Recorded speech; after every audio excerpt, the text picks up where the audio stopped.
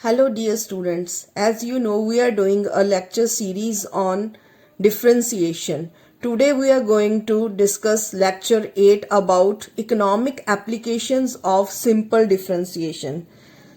Till now we have discussed all the rules of differentiation. Now we will see how we can use differentiation in economic problems. Means today we are going to discuss economic applications of simple differentiation. So first of all, we use differentiation to find price elasticity of demand when demand function is given.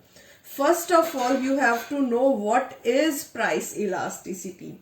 Price elasticity of demand is defined as the ratio of proportionate change in demand to a proportionate change in price. यानी कि what is price elasticity of demand? It is proportionate change in demand to a proportionate change in price. So if you have given a demand function, Q is equal to, Q is a function of P. Let us suppose first we have it in a function of form. Q is a function of P. Here what is Q? Q is quantity demanded. And what is P here? P is price. So now how we will write price elasticity of demand? Here E for elasticity of demand. So what is price elasticity of demand?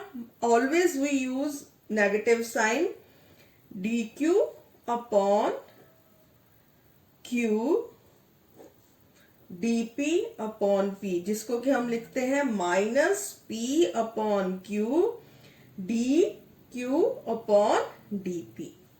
ये हमारा formula है जो कि हमेशा हम price elasticity of demand को जब find out करते हैं तो हम इसी फॉर्मूले का इस्तेमाल करते हैं. तो अब डिफरेंशिएशन के साथ हम कैसे, ऐसी अगर हमें कोई प्रॉब्लम है दी हुई है तो कैसे सॉल्व करेंगे. मान लीजिए एक डिमांड फंक्शन है Q is equal to 50 minus 5P. ये हमें डिमांड फंक्शन दे रखा है. Let us take an example. ये हमें डिमांड फंक्शन दे रखा है और प्राइस दे रखी है 5. ये दो चीजें दे रखी हैं और हमें कहा गया है कि compute price elasticity of demand. Price elasticity of demand को फाइंड आउट कीजिए एट प्राइस 5. तो कैसे सॉल्व करेंगे. हमें गिवन क्या है, क्यू हमें दे रखा है that is 50 minus 5P. So now to find out the elasticity we will differentiate it with respect to what, P. यहां पे P with respect to P हम इसको डिफरेंशिएट करेंगे तो हमारे पास आ जाएगा dq अपॉन dp. क्योंकि इसको विद रिस्पेक्ट टू P हम डिफरेंशिएट कर रहे हैं dq अपॉन dp. तो जब हमने इसको डिफरेंशिएट किया हमारे पास क्या आ गया, माइनस 5. सो अब हमें प्राइस भी गिवन है, कितनी है, 5. अगर एट प्राइस 5 हम Q को फाइंड आउट करना चाहें तो अगर ये 5 हम यहां पुट कर दें तो Q आ जाएगा 50 माइनस 5 इंटू 5. तो ये क्या आ गया, 50 माइनस 25 इज इक्वल टू 25. तो P हमारे पास 5 ऑलरेडी गिवन है, Q हमने फाइंड आउट कर लिया दैट इज 25. तो हमें पता है इलास्टिसिटी ऑफ डिमांड का फॉर्मूला क्या है, ये हमारे पास गिवन है that is equal to minus P upon Q into d Q upon dp. तो माइनस P हमारे पास गिवन है कितना, 5. ये गिवन था हमें क्वेश्चन में, हमने 5 लिख दिया. आगे माइनस का साइन. क्यों ये माइनस का साइन क्यों होता है, because there is a negative relationship between prices and quantity demanded. With the increase in price, quantity demanded decrease. With the decrease in price, quantity demanded increase. This is the law of demand. And there is always an inverse relationship between prices and quantity demanded. That's why we use this negative sign. तो ये 5 आ गया. P हमें given था 5. Q हमने अभी निकाला कितना, 25. तो यहाँ 25 लिख दिया इंटू dq अपॉन dp. अभी हमने निकाला dq अपॉन dp, वो हमारी वैल्यू क्या थी, माइनस 5. तो ये माइनस माइनस कैंसिल, 5 5 25 और ये 5 कैंसिल, तो we are left with 1. So therefore elasticity, जो प्राइस इलास्टिसिटी ऑफ डिमांड है वो हमारी कितनी आई? 1.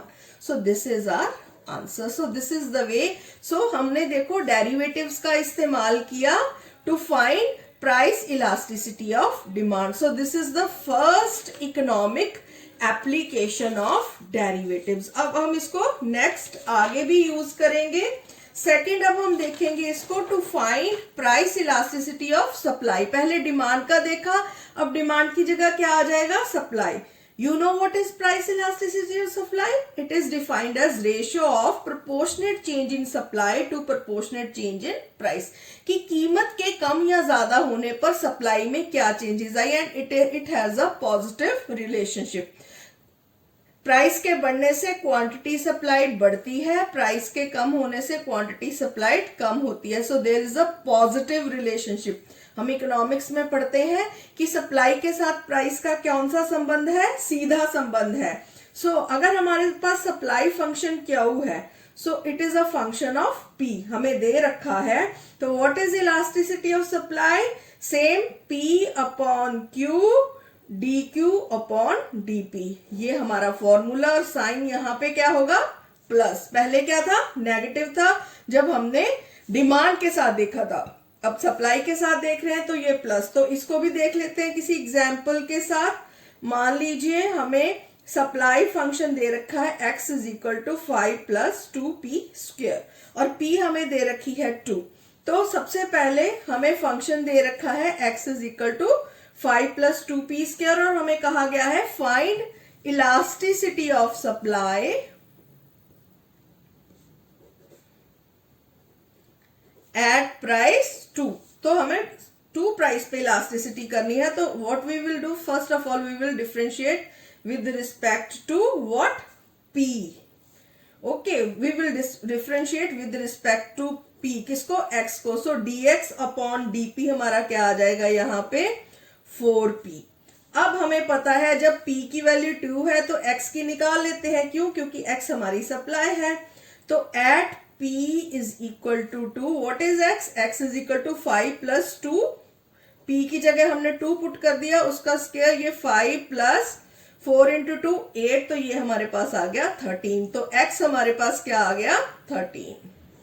ठीक है जी. तो अब हम क्या करेंगे? पूरे फॉर्मूले में इसको पुट कर देंगे.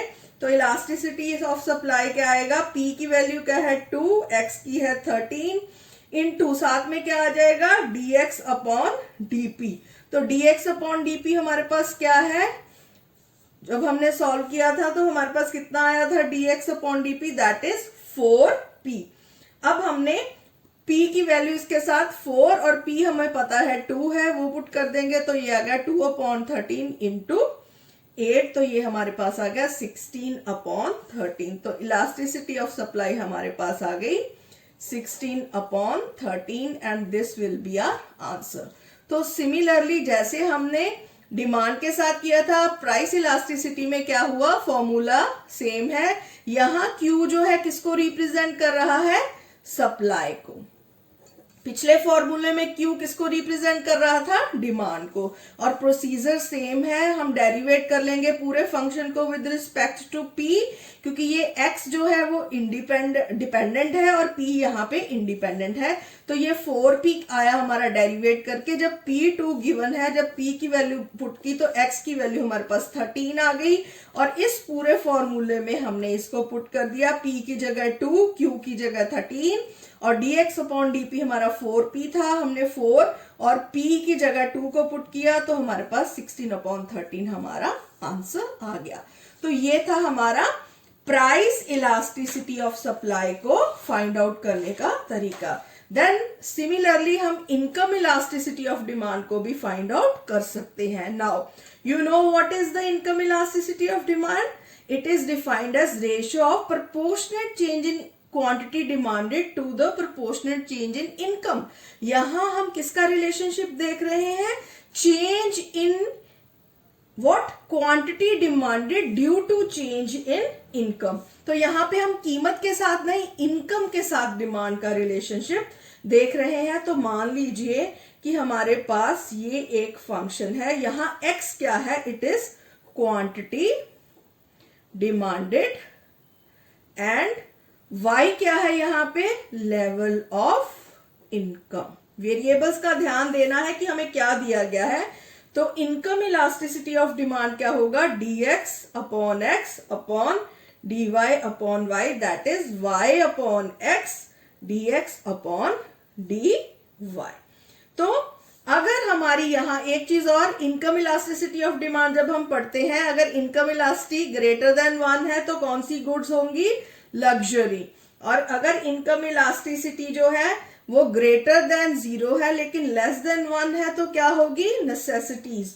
और अगर इनकम इलास्टिसिटी ऑफ डिमांड हमारी लेस देन 0 होगी तो वो क्या होगी, इंफीरियर गुड। ये हम पढ़ते हैं जब हम रिलेशनशिप पढ़ते हैं डिफरेंट गुड्स के साथ। तो चलिए एक एग्जाम्पल के साथ इसको भी सॉल्व कर लेते हैं। इनकम इलास्टिसिटी ऑफ डिमांड कैसे फाइंड आउट करेंगे, मान लीजिए हमें ये एक फंक्शन दे रखा है, ओके। तो अभी हमने income elasticity of demand find out करनी है जब हमें y की वैल्यू दे रखी है 100 ऑलरेडी। तो सबसे पहले करेंगे differentiate with respect to y। क्यों y करेंगे, क्योंकि अब हम x जो फंक्शन जो है, x क्या है, डिपेंडेंट और y इज इंडिपेंडेंट। तो dx अपॉन dy हमारा आ जाएगा यहाँ पे 0.8 और y की वैल्यू, अगर y हमें 100 दे रखा है तो x कैसे आएगा, 40 प्लस 0.8 इंटू 100, तो ये हमारे पास आ गया 120। अब हम ये सारी वैल्यूज इस फॉर्मूले में पुट कर देंगे। तो y हमारे पास 100 है, x हमारे पास 120 है और dx अपॉन dy हमारे पास कितना है, 0.8। तो ये हमारे पास सॉल्व करने पे आ गया 0.66, जिसकी वैल्यू लेस देन 1 है। दैट मीन्स कि ये हमारी नेसेसिटीज में आती है। सो this is how to find income elasticity of demand with the help of derivatives. So this one